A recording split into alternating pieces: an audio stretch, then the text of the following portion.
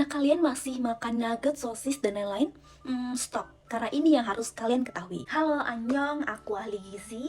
Sosis, nugget, itu tuh termasuk ke dalam kategori UPF. Yes, UPF itu atau ultra processed food itu adalah makanan yang diproses dengan melalui banyak pemrosesan. Jadi tahapannya itu terlalu banyak. Lalu UPF ini kan mostly juga ada penambahan zat aditif, yaitu berupa dari pemanis buatan, pewarna, pengawet makanan, lalu pengemulsi makanan, lalu penguat rasa, dan lain-lain. Lalu apakah UPF ini berbahaya? Yes, UPF ini berbahaya apabila dikonsumsi secara terus-menerus atau berkepanjangan. Ini sangat erat kaitannya dengan resiko penyakit diabetes mellitus, penyakit jantung, dan juga penyakit hipertensi, dan juga sindroma metabolik, serta resiko untuk mengalami obesitas. Karena UPF sendiri itu sangat tinggi akan garam, tinggi gula, dan juga tinggi lemak. So that's why kenapa aku sebagai ahli gizi teramat sangat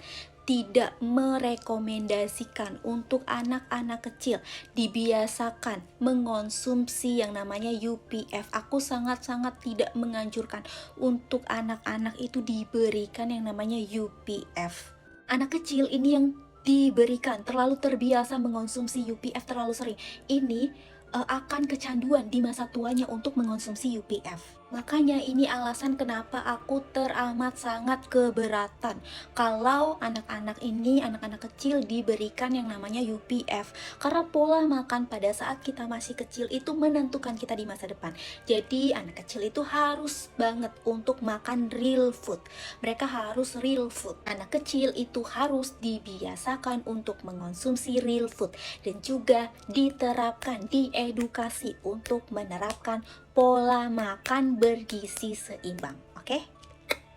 Karena pada dasarnya UPF ini kan adalah makanan yang dikonsumsi ketika kita itu benar-benar kepepet, kita tuh benar-benar darurat banget, kita nggak bisa dapetin yang namanya real food. Jadi kita benar-benar kepepet harus konsumsi UPF karena nggak ada pilihan lain, karena kita nggak bisa dapetin real food. Jadi kalau kita masih bisa untuk konsumsi real food aja gitu guys. Jadi konsumsi UPF ini hanya boleh dalam batas wajar ketika kita tuh benar-benar kepepet banget sebagai substitut pada saat kondisi kita dalam kondisi gawat darurat. Barulah kita boleh mengonsumsi yang namanya UPF. Jadi jangan terlalu sering dibiasakan mengonsumsi UPF.